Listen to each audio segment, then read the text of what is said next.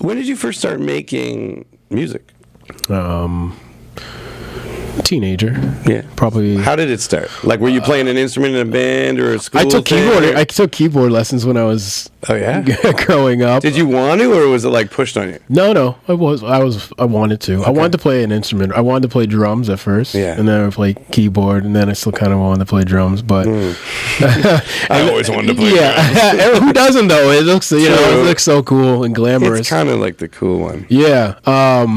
But yeah, I took some lessons at the music stop. Okay. It was good.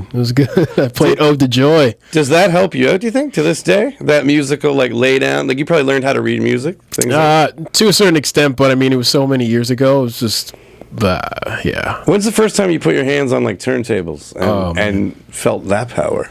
Because I think there is. Like, the first time you make that, even if you don't know what you're doing, but you're like, you're like, it was weird. For me, it was like welding the first time. I was like, what? Oh, yeah? I can melt metal and make it form again? If that's the same with a scratch, you're like, how does it go back to what it was before? My first instance, probably, it's crazy. I believe on Quimple Road, there was this place called Cyber DJs. And it was kind of ahead of its time. Yeah. Because, even now. Yeah, because back then, like actually now, like you have Spotify and SoundCloud, a whole bunch of streaming services, and essentially what Cyber DJs was back then was a whole bunch of people would go there, do a mix show, and it would be broadcast to the internet when cable internet was first coming out in the late 90s. Wow. Yeah, it was kind of really ahead of its time. And yeah. So that's where you first kind of... That was my first kind of like, I was like, okay, cool. And that was like probably junior high. Wow. Yeah, going into junior high-ish area. And then I would listen to, when my mom lived in New York, I would listen to like Funkmaster Flex on Hot 97. And I got 60 Minutes of Funk Volume 1. I was like, what is he doing to these like songs? Yeah. And then I wanted to be like, I gotta do this. So I saved up my money, and my mom got me one turntable, and my grandmother helped me get the other turntable, and then pretty much is history. Wow. Yeah. You taper off there, but for a lot of people, like, they don't ever make that step to actually doing it. I think. Yeah. When did you first do something where people were like, hey, that's good? Like, this is you getting them, but were you instantly like a prodigy? Or were you like, when's the first time you remember someone that mattered? Let me put it that way. Someone that mattered to you saying, I don't mean that like your mom doesn't, somebody like, the first time I had someone like, when I laid down like a drunken freestyle, someone that could rap, that actually be like, hey, that's good. And I was like, oh, wow. So who was the first time where you were like, someone that you gave a crap about said, hey man, that's cool? I don't know. No? I'm trying to think the first like, you're like, what is up with these hard-hitting questions? Yeah, no, I like them. My youth. No, I like them because I'm just trying to remember of like, what was I doing then and what was my first moment? I don't know. There was a couple of moments where either just like opening up for certain artists and they're just like, they give you the like old who would that? head nod. Who was that like for you? Well, I was like on tour. I did a tour with like even like old school Rob Bass, but then, like those guys were like, I don't know what it is, but like they're saying like I reminded them of somebody else, and that's good. Yeah, but just it's just even like Snoop and all those. I don't know. Sure, you're very humble.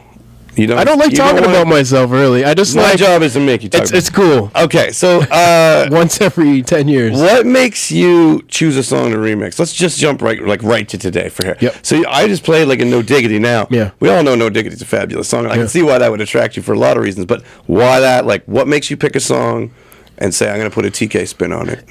You see it. See how that works? Spin. Yeah, I see what you got. No, that's from the playbook of cheesy radio host lines about DJs. Generally, I just like going through what I played, and I'm like, you know what, that was a good song, and I'm like, well, maybe I can give a little twist to it. Okay.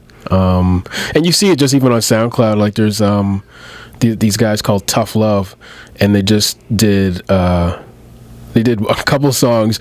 They did a song with Jodeci, and they made it upbeat. They made it like 120 BPM per minute or whatever, and it's an awesome song. And even they did one with Genuine, did Pony again. Nice. And again, it's like topping the charts again. So it's this weird this 90s R&B that's coming back in the UK, and just not even the UK, just worldwide, it's giving like a new surge for these artists to come back. And like at first, Genuine wasn't even featured on the track. Oh, really? Like he was on the track, like this, they sampled him, and then they did a re-release with him on it, and it's big when that happens. Yeah, and even Montel Jordan just did one that for This Is How We Do It. But anyway, it's I think it's just a good 90s, early 2000s was really a good time period of music. I mean, all time periods had their moments, right? Sure. Yeah. Do you think that DJs listen to other DJs more than MCs listen to other MCs? Like, I hear a lot of MCs come in and be like, man, when I'm in my zone, I don't want to listen to other people because they're going to get, going to be too much like them. Do you have to separate at some point and be like, whoa. The smart ones should. So do you find where you're like, I got to shut down, listen to other stuff, and just listen to my stuff? No, you have to listen to other people. Yeah. And then that's where you kind of base where you're at. If you're going to go to a show and you're just going to be like, I'm going to do my thing and just go, and then, I mean, what are you learning? Good point. You could be missing out on someone really dope.